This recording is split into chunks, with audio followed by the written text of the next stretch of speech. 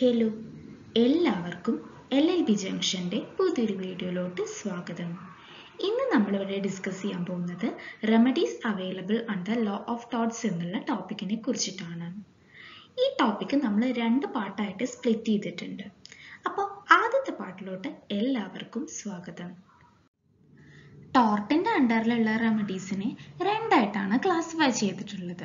അതായത് ജുഡീഷ്യൽ റെമഡീസും അതുപോലെ extra judicial റെമഡീസും. ഈ വീഡിയോയിൽ നമ്മൾ ജുഡീഷ്യൽ റെമഡീസിനെ പറ്റിയിട്ടാണ് നോക്കുന്നത്.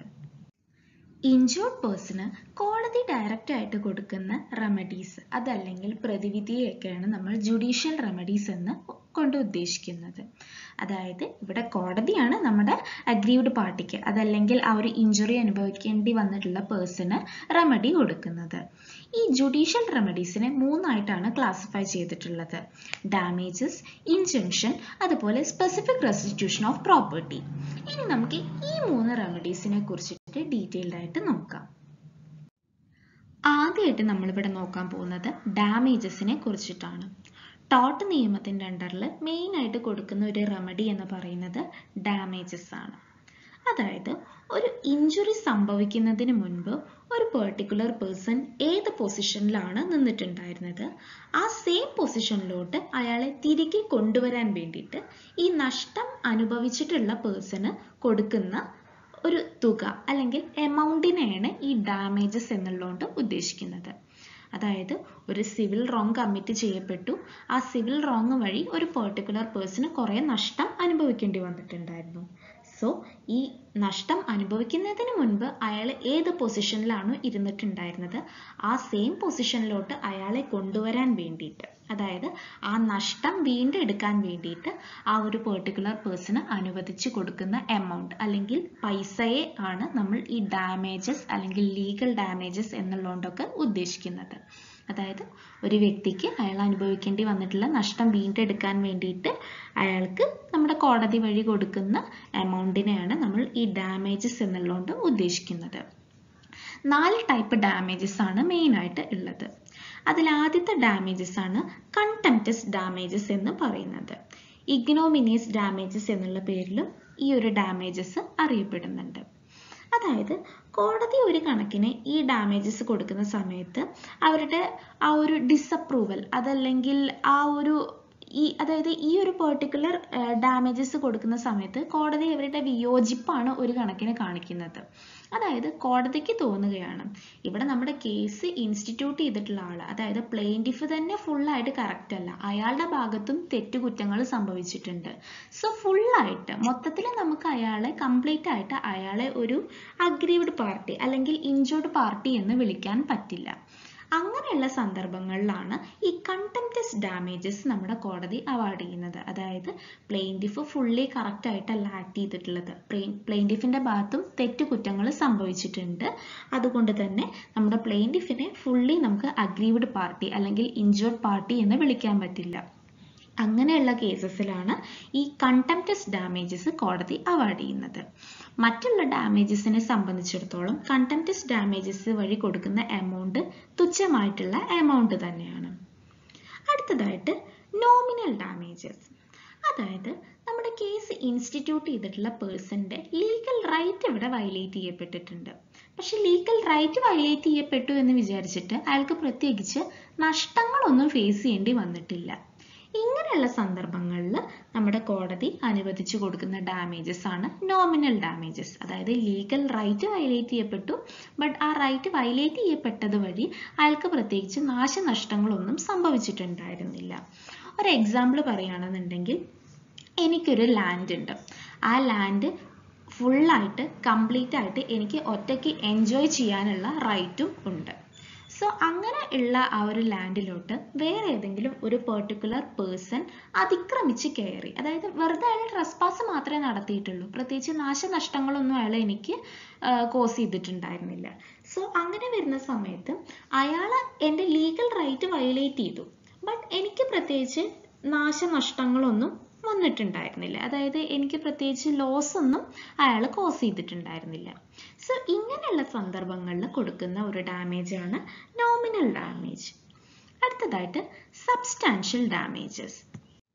അതായത് പെർട്ടിക്കുലർ ടോർട്ട് കമ്മിറ്റ് ചെയ്തത് വഴി അയാൾക്ക് അനുഭവിക്കേണ്ടി വന്നിട്ടുള്ള ആക്ച്വൽ ലോസ്, ആ ആക്ച്വൽ ലോസിനെ കോമ്പൻസേറ്റ് ചെയ്യുന്ന രീതിയിൽ നമ്മുടെ കോടതി കൊടുക്കുന്ന ഡാമേജസിനെയാണ് സബ്സ്റ്റാൻഷ്യൽ ഡാമേജസ് എന്നുള്ളതുകൊണ്ട് ഉദ്ദേശിക്കുന്നത്. അതായത് ആ ടോർട്ട് വഴി അയാൾ നേരിടേണ്ടി വന്നിട്ടുള്ള ആക്ച്വൽ ലോസ്, അതായത് എക്സാക്ട് ലോസ്, അതല്ലെങ്കിൽ ശരിയായ നഷ്ടപരിഹാരം, ആ ശരിയായ ലോസ്, ആ ലോസിനെ കോമ്പൻസേറ്റ് ചെയ്യുന്ന രീതിയിൽ നമ്മുടെ കോടതി അനുവദിച്ചു കൊടുക്കുന്ന ഡാമേജസ് ആണ് സബ്സ്റ്റാൻഷ്യൽ ഡാമേജസ്. അടുത്തതായി നമ്മൾ നോക്കാൻ പോകുന്നത് എക്സംപ്ലറി അല്ലെങ്കിൽ പ്യൂണിറ്റീവ് ഡാമേജസ്. അതായത് ഡാമേജസിൽ തന്നെ വെച്ച് നോക്കുമ്പോൾ ഏറ്റവും കൂടുതൽ തുക നമ്മൾ കോമ്പൻസേഷൻ രൂപത്തിൽ അല്ലെങ്കിൽ ഡാമേജസ് ആയി കൊടുക്കുന്നത് ഈ എക്സംപ്ലറി അല്ലെങ്കിൽ പ്യൂണിറ്റീവ് ഡാമേജസിന്റെ അണ്ടറിലാണ്. അതായത് ഇവിടെ നമ്മുടെ ഡിഫൻഡന്റ് കംപ്ലീറ്റ്ലി ഇഗ്നറന്റ് ആയിട്ടാണ് ആക്ട് ചെയ്തിട്ടുള്ളത്. അതായത് അയാൾ പ്ലെയിൻറ്റിഫിന്റെ റൈറ്റ്സിനെ ഒന്നും വകവെക്കാണ്ടാണ് ഇവിടെ ഡിഫൻഡന്റ് ആക്ട് ചെയ്തിട്ടുള്ളത്. ആൻഡ് അതുവഴി നമ്മുടെ പ്ലെയിൻറ്റിഫിന് വലിയൊരു നഷ്ടം തന്നെ സംഭവിച്ചിട്ടുണ്ട്. അതായത് പ്ലെയിൻറ്റിഫിന്റെ റൈറ്റിനെ ഒന്നും വകവെക്കാണ്ട് തന്നെയാണ് ഇവിടെ ഡിഫൻഡന്റ് ആക്ട് ചെയ്തിട്ടുള്ളത്. ആൻഡ് അങ്ങനെ ആക്ട് ചെയ്തത് വഴി നമ്മുടെ പ്ലെയിൻറ്റിഫിന് വലിയൊരു നഷ്ടം ഫേസ് ചെയ്യേണ്ടി വന്നിട്ടുണ്ട്. സോ ഇങ്ങനെയുള്ള സിറ്റുവേഷൻസിൽ കൊടുക്കുന്ന ഡാമേജസ് ആണ് എക്സംപ്ലറി ഓർ പ്യൂണിറ്റീവ് ഡാമേജസ് എന്ന് പറയുന്നത്. അതായത് ഈ എക്സംപ്ലറി അല്ലെങ്കിൽ പ്യൂണിറ്റീവ് ഡാമേജസ് കൊടുക്കുന്നതിന്റെ പിന്നിലുള്ള ഉദ്ദേശം എന്താണെന്ന് വെച്ചാൽ ഒരു വ്യക്തിയെ മാതൃകാപരമായിട്ട് ശിക്ഷിക്കുക എന്നുള്ളതൊക്കെ തന്നെയാണ്. അതായത് ഇനി ഒരാളും ഇതുപോലുള്ള ആക്ട് കമ്മിറ്റ് ചെയ്യരുത്, അങ്ങനെ ചെയ്യാണ്ടിരിക്കാൻ വേണ്ടിയിട്ട് മാതൃകാപരമായിട്ട് കൊടുക്കുന്ന ഒരു ശിക്ഷയായിട്ടൊക്കെ തന്നെയാണ് ഈ എക്സംപ്ലറി അല്ലെങ്കിൽ പ്യൂണിറ്റീവ് ഡാമേജസിനെ കാണുന്നത്. ഇനി നമ്മളിവിടെ നോക്കാൻ പോകുന്നത് ഹക്കൽ വേഴ്സസ് മണി എന്നുള്ള കേസ് ലോ ആണ്. അതായത് ഈ കേസ് ലോയിൽ പ്രത്യേകിച്ച് ആവശ്യമായിട്ടുള്ള രേഖകളും അതുപോലെ തന്നെ ആവശ്യമായിട്ടുള്ള കാരണങ്ങളൊന്നും ഇല്ലാണ്ട് ഒരു പെർട്ടിക്കുലർ പേഴ്സന്റെ വീട്ടിൽ കയറിയിട്ട് ഒരു ഗവൺമെന്റ് സർവന്റ് സെർച്ച് ചെയ്തു. അതായത് മതിയായ കാരണങ്ങളും ഇല്ല, ആവശ്യമായിട്ടുള്ള ഡോക്യുമെന്റ്സും ഇവിടെ ഉണ്ടായിരുന്നില്ല. സോ അതുകൊണ്ട് തന്നെ ഇയാൾ ആ വീട്ടിൽ അൺലോഫുള്ളി ആണ് എൻ്റർ ചെയ്തിട്ടുണ്ടായിരുന്നതും അതുപോലെ തന്നെ ഇയാൾ അൺലോഫുള്ളി ആണ് സെർച്ച് ചെയ്തിട്ടും ഉണ്ടായിരുന്നത്. ആൻഡ് അതുകൊണ്ട് തന്നെ ഈ ഗവൺമെന്റ് സർവന്റ് നമ്മുടെ ഇൻജേർഡ് പേഴ്സണ് എക്സംപ്ലറി ഡാമേജസ് കൊടുക്കാൻ ബാധ്യസ്ഥനാണ് എന്നാണ് ഇവിടെ ഹെൽഡ് ചെയ്തിട്ടുണ്ടായിരുന്നത്. ഇനി നമ്മൾ നോക്കാൻ പോകുന്നത് മെഷർമെന്റ് ഓഫ് ഡാമേജസ് ആണ്. അതായത് നമ്മുടെ ഈ ഡാമേജസ് കൊടുക്കാൻ വേണ്ടിയിട്ട്, അതായത് നമ്മുടെ ഈ നഷ്ടപരിഹാരം അല്ലെങ്കിൽ നഷ്ടങ്ങളുടെ അളവ് നിർണ്ണയിക്കാൻ വേണ്ടിയിട്ട് പ്രത്യേകിച്ച് മാത്തമാറ്റിക്കൽ ഫോർമുലയൊന്നും ഇല്ല. അതായത് ഓരോ കേസിന്റെ വസ്തുതകളും അതുപോലെ തന്നെ സർക്കംസ്റ്റൻസസും സാഹചര്യങ്ങളും ഇതൊക്കെ അടിസ്ഥാനപ്പെടുത്തിയിട്ടാണ് കോടതി ഡാമേജസ് ഡിറ്റർമൈൻ ചെയ്യുന്നത്. അതായത് കംപ്ലീറ്റ് ഡിസ്ക്രിഷൻ, ഡാമേജസ് ഡിറ്റർമൈൻ ചെയ്യാനുള്ള കംപ്ലീറ്റ് ഡിസ്ക്രിഷൻ നമ്മുടെ കോടതിക്കാണ് ഉള്ളത്. അടുത്തതായിട്ട് നമ്മളിവിടെ ഇൻജങ്ഷൻ എന്നുള്ള റെമഡിയെ കുറിച്ചിട്ടാണ് നോക്കാൻ പോകുന്നത്. ഇൻജങ്ഷൻ എന്ന് പറയുന്നത് കോടതി നൽകുന്ന ഒരു ഉത്തരവ് തന്നെയാണ്. അതായത് ഒരു പെർട്ടിക്കുലർ പേഴ്സൺ ഒരു റോങ്ഫുൾ ആക്ട് ചെയ്യുന്നത് കണ്ടിന്യൂ ചെയ്തുകൊണ്ടേ ഇരിക്കുന്നുണ്ടെങ്കിൽ ആ കണ്ടിന്യൂ ചെയ്യുന്നത് വിലക്കിക്കൊണ്ട് നമ്മുടെ കോടതി ഒരു ഓർഡർ പാസ്സാക്കുകയാണ്. അതല്ലെങ്കിൽ അയാൾ ചെയ്തിട്ടുള്ള തെറ്റായ പ്രവൃത്തിയുടെ റിസൾട്ടിനെ ഓപ്പോസിറ്റ് ആക്കാൻ വേണ്ടിയിട്ട് അയാളോട് ഒരു പോസിറ്റീവ് പ്രവൃത്തി ചെയ്യാൻ വേണ്ടിയിട്ട് കോടതി ഉത്തരവിടുകയാണ്. ഇതിനൊക്കെയാണ് നമ്മൾ ഇൻജങ്ഷൻ എന്നുള്ളതുകൊണ്ട് ഉദ്ദേശിക്കുന്നത്, ഇൻജങ്ഷൻ ഓർഡർ എന്നുള്ളതുകൊണ്ട് ഉദ്ദേശിക്കുന്നത്. ഇൻജങ്ഷൻ ഓർഡർ എന്ന് പറയുന്നത് ഒരു ഇക്വിറ്റബിൾ റെമഡിയാണ്, അതല്ലാണ്ട് കോമ്പൻസേറ്ററി റെമഡി അല്ല. ഇക്വിറ്റബിൾ റെമഡി എന്നുള്ളതുകൊണ്ട് ഉദ്ദേശിക്കുന്നത് എന്താണെന്ന് വെച്ചാൽ ഇവിടെ നമ്മുടെ ഇഞ്ചുറി അനുഭവിക്കേണ്ടി വന്നിട്ടുള്ള പേഴ്സണ് കോമ്പൻസേഷൻ കൊടുത്തിട്ട് അയാൾ സെറ്റിൽ ചെയ്യുന്നതിന് പകരം ഓപ്പോസിറ്റ് പാർട്ടിയോട് കോടതി ഉത്തരവിടുകയാണ്. അതായത് നിങ്ങൾ പ്രോമിസ് ചെയ്തിട്ടുള്ള കാര്യം നിങ്ങൾ ചെയ്ത് കൊടുക്കണം എന്നുള്ളത്. അതല്ലാണ്ട് ഇവിടെ പൈസ കൊടുക്കാനല്ല ഉത്തരവിടുന്നത്, നേരെ മറിച്ച് താൻ ചെയ്യാൻ ബാധ്യസ്ഥനായിട്ടുള്ള കാര്യം താൻ ചെയ്ത് കൊടുക്കണം എന്ന് കോടതി ഉത്തരവിടുകയാണ്. So, when a court asks a person not to continue to do something or to do something positive so as to recover the damage of the aggrieved party, the court is granting an injunction. So, കോടതി പറയുകയാണ് നിങ്ങൾ ഈ കാര്യം ചെയ്യണം, അതല്ലെങ്കിൽ നിങ്ങൾ ചെയ്യാമെന്ന് promise ചെയ്തിട്ടുള്ള കാര്യം നിങ്ങൾ ചെയ്തു കൊടുക്കണം. അതല്ലെങ്കിൽ നിങ്ങളിപ്പോൾ ഈ ചെയ്തുകൊണ്ടിരിക്കുന്ന തെറ്റായിട്ടുള്ള പ്രവൃത്തി നിങ്ങൾ ചെയ്യുന്നത് നിർത്തണം. ഇങ്ങനെയൊക്കെ കോടതി ഉത്തരവിടുകയാണ് എന്നുണ്ടെങ്കിൽ അതിൻ്റെ അർത്ഥം കോടതി ഇൻജങ്ഷൻ ഓർഡർ ആണ് ഗ്രാൻഡ് ചെയ്യുന്നത് എന്നുള്ളതാണ്. Section 37 of specific relief act 1963 പ്രകാരം ഈ ഇൻജങ്ഷനെ രണ്ടായിട്ടാണ് ഡിവൈഡ് ചെയ്തിട്ടുള്ളത്. അതായത് ടെമ്പററി ഇൻജങ്ഷനും അതുപോലെ തന്നെ പെർമനന്റ് ഇൻജങ്ഷനും. ആദ്യമായിട്ട് നമ്മളിവിടെ നോക്കുന്നത് ടെമ്പററി ഇൻജങ്ഷനെ കുറിച്ചിട്ടാണ്. അതായത് കോടതിയുടെ മുൻപാകെ ഒരു പെർട്ടിക്കുലർ കേസ് പെൻഡിങ് ആയിരിക്കെ തന്നെ നമ്മുടെ കോടതി ഗ്രാൻഡ് ചെയ്യുന്ന ഒരു ഇൻജങ്ഷനാണ് ഈ ടെമ്പററി ഇൻജങ്ഷൻ എന്ന് പറയുന്നത്. അതായത് താൽക്കാലികമായിട്ട് ഒരു വിലക്ക് ഏർപ്പെടുത്തുകയാണ് ഈ ടെമ്പററി ഇൻജങ്ഷൻ എന്നുള്ളതുകൊണ്ട് ഉദ്ദേശിക്കുന്നത്. ഈ ടെമ്പററി ഇൻജങ്ഷൻ കോടതി ഗ്രാൻഡ് ചെയ്യുന്നതിൻ്റെ ഉദ്ദേശം എന്താണെന്ന് വെച്ചാൽ കോടതി അന്തിമ വിധി പുറപ്പെടുവിക്കുന്നത് വരെ തന്നെ, അതായത് ഫൈനൽ ഡിഗ്രി കോടതി പാസ്സാക്കുന്നത് വരെ ഇപ്പൊ ഈ പ്രോപ്പർട്ടി അല്ലെങ്കിൽ ഇപ്പൊ ഈ സാമഗ്രികൾ ഏത് സ്ഥിതിയിലാണ് ഇരിക്കുന്നത് ആ സ്ഥിതിയായിട്ട് തന്നെ കണ്ടിന്യൂ ചെയ്ത് പോകാൻ വേണ്ടിയിട്ടാണ്. അതല്ലെങ്കിൽ എന്തുണ്ടാവും, ഫൈനൽ ജഡ്ജ്മെന്റ് വരുന്നത് വരെ നമ്മുടെ ഈ പ്രോപ്പർട്ടി ചിലപ്പോൾ എന്ത് ചെയ്യും, നമ്മുടെ ഡിഫൻഡന്റ് ചിലപ്പോൾ നശിപ്പിച്ചുകൊണ്ടേ ഇരിക്കും, അത് നാശാക്കും. സോ ഇതൊക്കെ തടയാൻ വേണ്ടിയിട്ടാണ് ടെമ്പററി ഇൻജങ്ഷൻ നമ്മുടെ കോടതി പാസ്സാക്കുന്നത്. അതായത് കോടതിയുടെ മുൻപാകെ കേസ് പെൻഡിങ് ആയിരിക്കെ തന്നെ കോർട്ട് എന്ത് ചെയ്യാണ്, ഒരു താൽക്കാലികമായിട്ടുള്ള ഒരു ഇൻജങ്ഷൻ ഓർഡർ പാസ്സാക്കുകയാണ്. It prevents the defendant from continuing or repeating the breach that he had been doing. അതായത് നമ്മുടെ ഡിഫൻഡന്റ് ഇപ്പോൾ ചെയ്തുകൊണ്ടിരിക്കുന്ന തെറ്റായിട്ടുള്ള പ്രവൃത്തി പ്രിവെന്റ് ചെയ്യാൻ വേണ്ടിയിട്ടാണ് ഇങ്ങനൊരു ടെമ്പററി ഇൻജങ്ഷൻ നമ്മുടെ കോടതി പാസ്സാക്കുന്നത്. അതല്ലെങ്കിൽ എന്തുണ്ടാവും, നമ്മുടെ ഫൈനൽ ജഡ്ജ്മെന്റ് വരുന്നത് വരെ ഈ പ്രോപ്പർട്ടിയുടെ മുകളിലുള്ള തെറ്റായിട്ടുള്ള ആക്ട് നമ്മുടെ ഡിഫൻഡന്റ് കണ്ടിന്യൂ ചെയ്തുകൊണ്ടേയിരിക്കും. ആൻഡ് ചിലപ്പോൾ ഫൈനൽ ഡിഗ്രി പാസ്സാവുന്ന സമയത്ത് ചിലപ്പോൾ ആ പ്രോപ്പർട്ടി നല്ല സ്ഥിതിയിൽ നമ്മുടെ പ്ലെയിൻറ്റിഫിന് കിട്ടിയെന്ന് വരില്ല. സോ അതിന് വേണ്ടിയിട്ടാണ് ടെമ്പററി ഇൻജങ്ഷൻ നമ്മുടെ കോടതി ഉത്തരവായിട്ട് നൽകുന്നത്. They may be granted at any stage during the pendency of the case. കേസിന്റെ ഏത് സ്റ്റേജിലായിക്കോട്ടെ, അതായത് കേസ് പെൻഡിങ് ആയിരിക്കെ തന്നെ ഏത് സ്റ്റേജിൽ വേണമെങ്കിലും നമ്മുടെ കോടതിക്ക് ഈ ടെമ്പററി ഇൻജങ്ഷൻ ഗ്രാൻഡ് ചെയ്യാവുന്നതാണ്. കോടതിയിൽ ആ കേസിൽ ഇൻവോൾവ് ചെയ്തിട്ടുള്ള ഏത് പാർട്ടിക്ക് വേണമെങ്കിലും ഈ ഒരു പെർട്ടിക്കുലർ ഇൻജങ്ഷൻ ഗ്രാൻഡ് ചെയ്യണം എന്ന് പറഞ്ഞിട്ട് കോടതിയെ സമീപിക്കാവുന്നതാണ്. ടെമ്പററി ഇൻജങ്ഷൻ ഗ്രാൻഡ് ചെയ്യാനുള്ള പവർ കോടതിക്ക് കൊടുത്തിട്ടുള്ളത് സിവിൽ പ്രൊസീജിയർ കോഡിലെ ഓർഡർ 39 അതുപോലെ തന്നെ റൂൾ 1 and 2 അണ്ടറിലാണ്. അടുത്തതായി നമ്മളിവിടെ നോക്കാൻ പോകുന്നത് പെർമനന്റ് ഇൻജങ്ഷനെ കുറിച്ചിട്ടാണ്. അതായത് കോടതി ഇരുഭാഗവും കേട്ടതിന് ശേഷം, അതായത് കേസിൽ ഇൻവോൾവ് ചെയ്തിട്ടുള്ള രണ്ട് പാർട്ടീസിനെയും കേട്ടതിന് ശേഷം ഒരു ഡിഗ്രി പാസ്സാക്കും.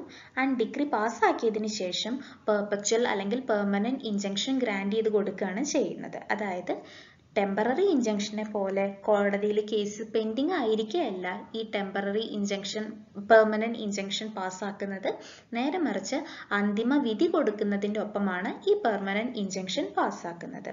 പെർമനന്റ് അതുപോലെ തന്നെ പെർപെച്വൽ എന്നുള്ള വാക്കിന്റെ അർത്ഥം തന്നെ എന്താണ്, കാലാകാലത്തേക്കുള്ളത് എന്നുള്ളതാണ്, അതായത് സ്ഥിരമായിട്ടുള്ളത് എന്നുള്ളതാണ്. സോ പെർമനന്റ് ഇൻജങ്ഷൻ പാസ്സാക്കി കഴിഞ്ഞാൽ പിന്നെ നമ്മുടെ ഡിഫൻഡന്റ് ഒരിക്കലും ആ റോങ്ഫുൾ ആക്ട് ചെയ്യാൻ പാടില്ല. അതുപോലെ തന്നെ ഒരു പോസിറ്റീവ് ആക്ടിവിറ്റി അയാളോട് ചെയ്യാൻ ഉത്തരവ് കൊടുത്തിട്ടുണ്ടെങ്കിൽ അത് അയാൾ എന്നേക്കുമായിട്ടാണ് ചെയ്യേണ്ടത്. അതല്ലാതെ ഇടയ്ക്ക് 2 ദിവസത്തിന് 4 ദിവസത്തിന് അങ്ങനെയല്ല, നേരെ മറിച്ച് പെർമനന്റ് നേച്ചറിലായിരിക്കും ആ ഇൻജങ്ഷൻ എപ്പോഴും. ആകെയുള്ള ഒരു വ്യത്യാസം എന്താണെന്ന് വെച്ചാൽ ടെമ്പററി ഇൻജങ്ഷൻ കോടതിയിൽ കേസ് പെൻഡിങ് ആയിരിക്കെയാണ് കൊടുക്കുന്നത്. ബട്ട് പെർമനന്റ് ഇൻജങ്ഷൻ എന്ന് പറയുന്നത് അന്തിമ വിധിയോടൊപ്പമാണ് കൊടുക്കുന്നത്. സോ അതുകൊണ്ട് തന്നെ അത് മാറി മറയില്ല, അത് പെർമനന്റ് ആണ്. ബട്ട് ഒരു ടെമ്പററി ഇൻജങ്ഷൻ മാറി മറയാൻ സാധ്യതയുണ്ട്. ഒരു കേസിലോ നമുക്ക് നോക്കാം. Messrs Hindustan pencil private limited versus messrs India stationery products. ഈ കേസിൽ നമ്മുടെ പ്ലെയിൻറ്റിഫ് കമ്പനി ഡിഫൻഡന്റ് കമ്പനിക്ക് എതിരായിട്ട് ഒരു സ്യൂട്ട് ഫയൽ ചെയ്യുകയാണ്. അതായത് പ്ലെയിൻറ്റിഫ് കമ്പനിയുടെ ട്രേഡ് മാർക്ക് നമ്മുടെ ഡിഫൻഡന്റ് കമ്പനി ഇൻഫ്രിഞ്ച് ചെയ്തു. അതുകൊണ്ട് തന്നെ ഇവർക്ക് അനുകൂലമായിട്ട് പെർപെക്ച്വൽ ഇൻജങ്ഷൻ ഗ്രാൻഡ് ചെയ്യണം എന്ന് പറഞ്ഞിട്ട്. പക്ഷേ ഈ കേസിൽ കോർട്ട് നമ്മുടെ പ്ലെയിൻറ്റിഫിന് അനുകൂലമായിട്ട് തന്നെയാണ് ഇൻജങ്ഷൻ ഗ്രാൻഡ് ചെയ്തിട്ടുണ്ടായിരുന്നത്. ബട്ട് അത് ഇൻ്ററിം ഇൻജങ്ഷൻ ആയിരുന്നു, അതായത് ടെമ്പററി ഇൻജങ്ഷൻ ആയിരുന്നു ഗ്രാൻഡ് ചെയ്തിട്ടുണ്ടായിരുന്നത്. അതായത് കേസ് പെൻഡിങ് ആയിരിക്കെ അവർ ഇടക്കാലമായിട്ടുള്ള ഇൻജങ്ഷൻ ആയിരുന്നു ഗ്രാൻഡ് ചെയ്തിട്ടുണ്ടായിരുന്നത്. അടുത്തതായിട്ട് സ്പെസിഫിക് റെസ്റ്റിറ്റ്യൂഷൻ ഓഫ് പ്രോപ്പർട്ടി എന്നുള്ള ജുഡീഷ്യൽ റെമഡിയെ കുറിച്ചിട്ടാണ് നമ്മൾ നോക്കാൻ പോകുന്നത്. റെസ്റ്റിറ്റ്യൂഷൻ എന്നുള്ള വാക്കിന്റെ അർത്ഥം റീസ്റ്റോറേഷൻ എന്നുള്ളതാണ്. അതായത് തിരിച്ചടവ് അല്ലെങ്കിൽ തിരിച്ചേൽപ്പിക്കുക എന്നുള്ളതാണ് ഈ റെസ്റ്റിറ്റ്യൂഷൻ എന്നുള്ള വാക്കിന്റെ അർത്ഥം. അതായത് നമ്മുടെ പ്ലെയിൻറ്റിഫിന്റെ പ്രോപ്പർട്ടിയോ ലാൻഡോ ഗുഡ്സോ എന്തെങ്കിലും വേറെ ഏതെങ്കിലും ഒരു വ്യക്തി തെറ്റായ രീതിയിൽ കൈവശപ്പെടുത്തിയിട്ടുണ്ടെങ്കിൽ നമ്മുടെ കോടതി എന്തിനു ഉത്തരവിടും? അതായത് ആ പ്രോപ്പർട്ടി തിരിച്ച് അതിൻ്റെ ശരിക്കുള്ള ഓണറുടെ കയ്യിലോട്ട് റീസ്റ്റോർ ചെയ്യണം എന്ന് പറഞ്ഞിട്ട്. ആ ഒരു റെമഡിയാണ് സ്പെസിഫിക് റെസ്റ്റിറ്റ്യൂഷൻ ഓഫ് പ്രോപ്പർട്ടി എന്നുള്ളതുകൊണ്ട് ഉദ്ദേശിക്കുന്നത്. അതായത് റോങ്ഫുള്ളി ഡിസ്പോസസ് ചെയ്തിട്ടുള്ള ആ ഒരു ഗുഡ്സ് അല്ലെങ്കിൽ പ്രോപ്പർട്ടി തിരിച്ച് അതിൻ്റെ ഒറിജിനൽ ഓണർക്ക് റീസ്റ്റോർ ചെയ്ത് കൊടുക്കണം എന്ന് പറഞ്ഞിട്ട് കോടതി നൽകുന്ന ഉത്തരവിനെയാണ് ഈ സ്പെസിഫിക് റെസ്റ്റിറ്റ്യൂഷൻ ഓഫ് പ്രോപ്പർട്ടി എന്നുള്ളതുകൊണ്ട് ഉദ്ദേശിക്കുന്നത്. ഇന്നത്തെ ഈ വീഡിയോ നിങ്ങൾക്ക് എഫക്റ്റീവായി തോന്നിയെങ്കിൽ വീഡിയോ ലൈക്ക് ചെയ്യാനും ഷെയർ ചെയ്യാനും മറക്കരുത്. അതുപോലെ ചാനൽ ഇതുവരെ സബ്സ്ക്രൈബ് ചെയ്യാത്തവർ ചാനൽ സബ്സ്ക്രൈബ് ചെയ്യാനും മറക്കരുത്. So thank you for watching the video.